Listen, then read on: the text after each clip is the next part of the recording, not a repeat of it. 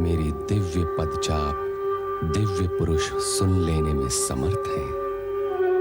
मैं सर्वज्ञ ही नहीं सर्वव्यापक भी हूं कि इंद्र को दुर्वासा श्राप देते हैं। परिणाम स्वरूप दानवराज बलि इंद्रासन पर आ बैठा। व्याकुल मन लेकर इंद्रादि देवता ब्रह्मा जी के पास आते हैं। ब्रह्मा जी विष्णु भगवान के पास जाने के लिए कहते हैं। सभी देवगण श्री हरि विष्णु के पास आते हैं। श्री विष्णु समाधान के लिए उन्हें देवाधिदेव शिव शंकर के पास भेजते हैं। शिव जी से निवेदन करने पर वे समुद्र मंथन ही एकमात्र समाधान बताते हैं। शिव जी की आज्ञानुसार नारद राहु को समुद्र मंथन के लिए तैयार करने हेतु प्रस्थान करते हैं। दुष्ट देवताओं का कोई भी प्रस्ताव हमें स्वीकार नहीं। समुद्र मंथन का मत भी हमें स्वीकार नहीं। लगता है इसमें भी देवताओं का कोई नवीन षड्यंत्र है। नारायण नारायण, इतने शक्तिशाली होने पर भी देवताओं से भयभीत हो रहे हो? कदापि नहीं। हमारे द्वारा देवताओं को स्वर्ग से बाहर खदेड़ना इस बात का ठोस प्रमाण है कि हम देवताओं से अधिक शक्तिशाली हैं।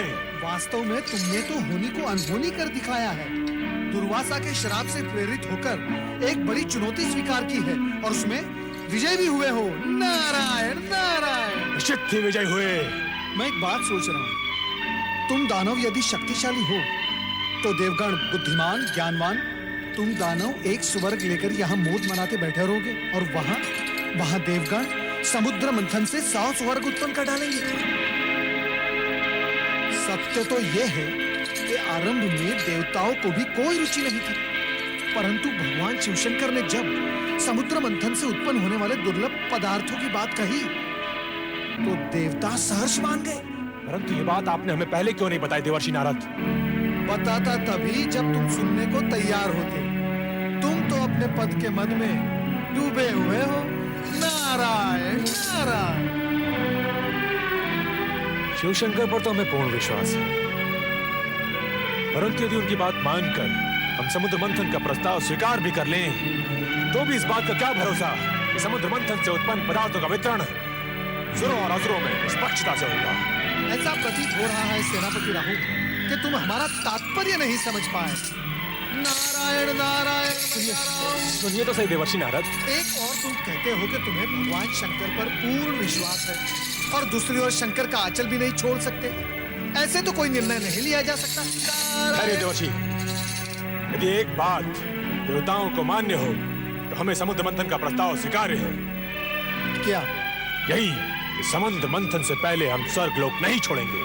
इसका निर्णय तो भगवान शिवशंकर ही करेंगे और तुम ये भली भांति जानते हो और मानते भी हो कि वे निष्पक्ष नहीं। अब क्या कहें इसे? दानवों का दुर्भाग्य या देवों का भाग्य कि समुद्र मंथन से उत्पन्न होने वाले दुर्लभ पदार्थ मात्र देवों को ही प्राप्त होने की परिस्थितियां निर्मित हो रही हैं। धन्य हो प्रभु, धन्य हो। दानव अपने दुर्भाग्य का द्वार स्वयं खटखटाने जा रहे हैं। अरे देवर्षि नारद, मैं इस विषय पर एक बार शिवशंकर से बात करना चाहता हूँ। शुभस्य शीघ्रम। देवादिदेव महादेव और सेनापति राहु एक दूसरे से भली भांति परिचित हैं। चलो चले कैलाश। ओम नमः शिवाय। कैलाश। जाइए असुर सेनापति राहु। मुझे शिवशंकर से भेंट करनी है। कैलाशपति अभी ध्यान में है, तुम्हें प्रतीक्षा करनी होगी। बात महत्वपूर्ण है, मैं प्रतीक्षा नहीं कर सकता। शिवशंकर, महेश्वर,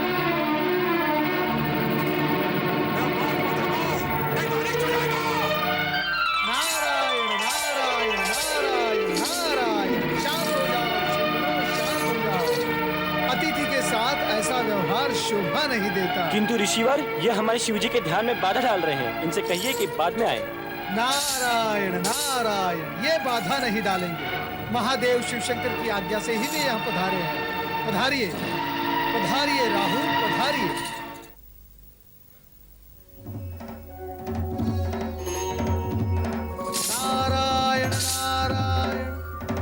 शिवशंकर, कैलाशपति। क्षमा करें प्रभु, आपके ध्यान में व्यवधान हुआ। असुर सेनापति राहु आपसे भेंट है तो यहाँ पधारे हैं। आपके गणों ने उन्हें रोकने का प्रयास किया, किंतु आओ राघव, प्रणाम शिवशंकर। हम जानते हैं तुम यहाँ अपने संदेह निवारण के लिए आए हो, और तुम्हारा संदेह यह है कि समुद्र मंथन के पश्चात तुम असुरों से कहीं स्वर्ग न छिन जाए। कहो, यह सत्य है? सत्य है शिवशंकर। तो सुनो, तुम्हारी शंका निर्मूल है। इसकी संभावना मात्र उसी स्थिति में पैदा हो सकती है यदि तुम्हारे किसी अन्यायपूर्ण और अनैतिक कार्यों के कारण देवताओं का पल्ला भारी हो जाए। और तुम्हारी दूसरी शंका यह है कि समुद्र से निकलने वाले रत्नादि का विभाजन कैसे होगा। रत्नों का बंटवारा योग्यता के अनुरूप ही होगा। अयोग्य रत्न पाकर कोई भी पक्ष स्वयं ही नष्ट हो जाएगा। कोई और शंका? नहीं, परंतु इतना महान अनुष्ठान संपन्न कैसे होगा? समुद्र मंथन कोई बाल क्रीड़ा तो नहीं। चिंताएं करना न सुनो का काम है, न सुनो का। समुद्र मंथन के कार्य संबंधित निर्णय हमने ले लिया है और संबंधित व्यक्तियों को आदेश भी दे दिए हैं। क्षीर सागरवासी विष्णु मंथन क्रिया के लिए मेरू पर्वत का आधार बने और वासुकी नाग रज्जु का कार्य करेगा। तुम जाकर दानवों को प्रेरित करो और शीघ्र ही समुद्र मंथन का कार्य प्रारंभ कराओ। जाओ। नारायण नारायण। शिवाज्ञा को शिरोधार्य कर दानवराज बलि से मंत्रणा करने के पश्चात शंकाशील सेनापति राहु शंका से उभरे और समुद्र मंथन के लिए तत्पर हुए। इसी प्रकार देवगण भी समुद्र तट पर आ पहुंचे, जहां मेरु पर्वत मथनी और वासुकी नाग रज्जु के रूप में उपस्थित थे।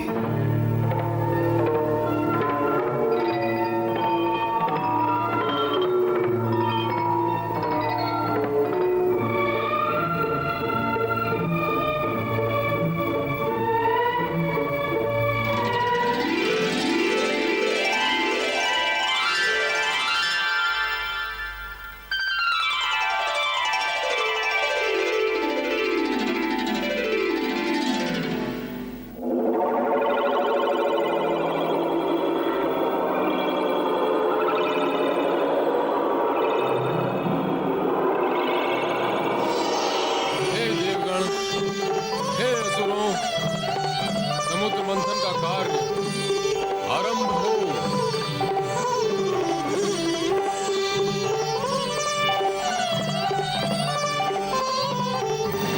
असुरों, तुम वासुकी को पूंछ की ओर से पकड़ो। हम देवता मुंह की ओर से पकड़ते हैं। नहीं, पूछ का अर्थ है पीछे होना, और हम तुमसे शक्ति और बल में तनिक भी कम नहीं, इसलिए हम पूछ को पकड़े। वो इसलिए कि तुम पातालवासी, सृष्टि के अंतिम छोर में रहकर ही तुम सहज रह सकते हो। कान में कौन सा मंत्र फूंक रहा मुनिराज? मंत्र? नारायण नारायण। मैं तो देवताओं से ये कह रहा था, तुम चाहे अपनी जितनी भी प्रशंसा कर लो, परंतु असुरों के समक्ष शक्ति में तुम शून्य हो, शून्य। आग और विष उगलते हुए वासुकी का मुंह पकड़ना देवताओं के बस की बात नहीं। नारायण नारायण। बहुत प्रसन्न हुए कि आज देवताओं को उनकी हीनता का ज्ञान तो हुआ। तुमने हमें हीन कहा? तो सबसे पहले यही बात सिद्ध कर ली जाए कि कौन शक्तिशाली है और कौन नहीं। जी क्या कह रहे हैं आप? वासुकी के मुख से निकलने वाले विष से बचने के लिए मैंने ये सब सुहाग रचा था, और आप शत्रुता पर उतर आए। सभी देवता वासुकी की पूंछ की ओर रहेंगे और हम असुर मुख की ओर रहेंगे।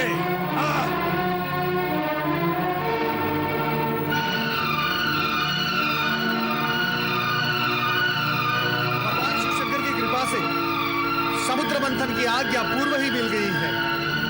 शुभ कार्य में विलंब नहीं होना चाहिए, वो उचित नहीं। बोलिए भगवान शिवशंकर की जय। भगवान शिवशंकर की जय।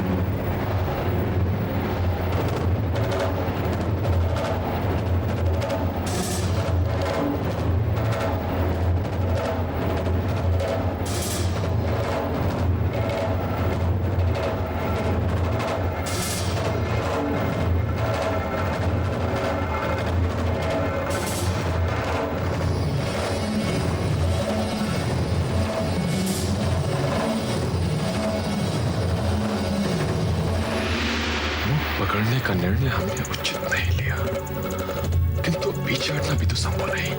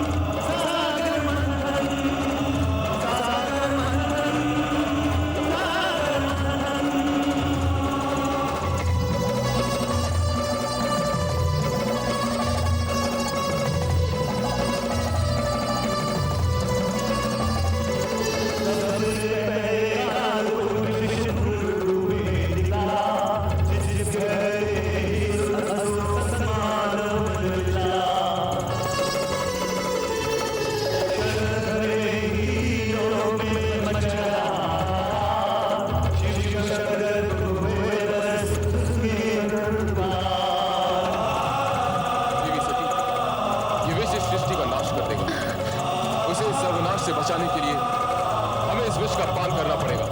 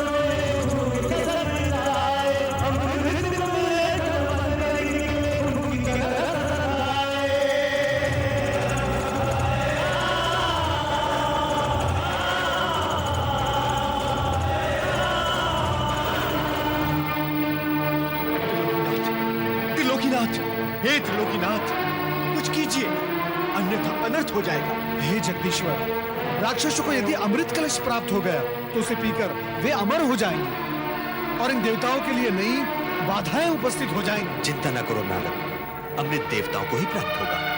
देवगणों से कहो कि वे पंक्ति में बैठ जाएं।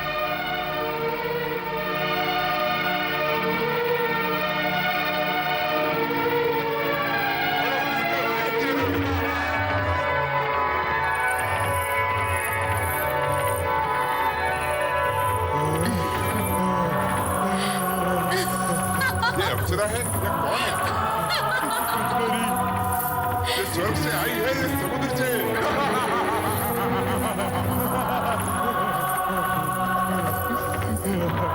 कहीं से भी आई हो, पहले अमृत पान तो कर ले। अरे अमृत पान तो बाद में करेंगे, पहले इसके रूप का बदला पान तो कर ले। रूप की रानी रूपमती, तुम कौन हो? कहाँ से आई हो? मैं कौन हूँ और कहाँ से आई हूँ? इन व्यर्थ के प्रश्नों में क्यों अपना समय नष्ट करते हो? सत्पुरुषों, केवल इतना जानो कि मैं तुम्हारी हूँ, तुम्हारे लिए आई।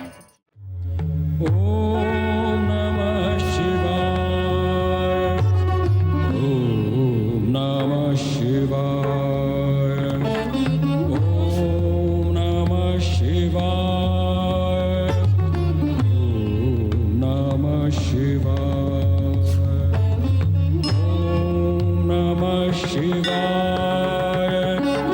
ओम नमः शिवाय,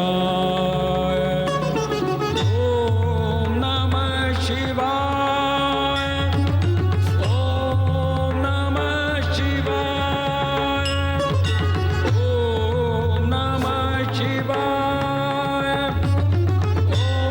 ओम नमः शिवाय, ओम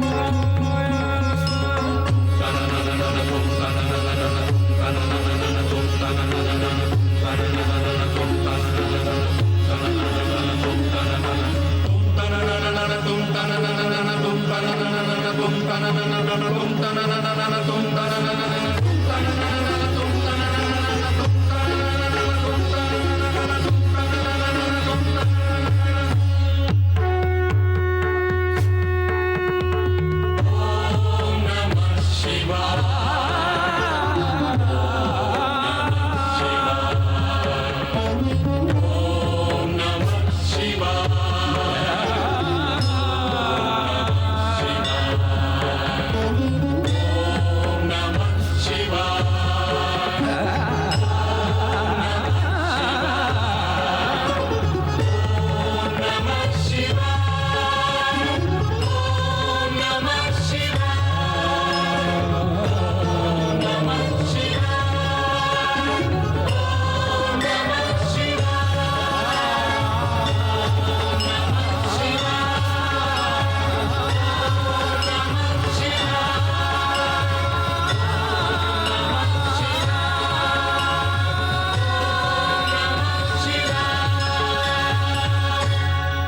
ओम नमः शिवाय।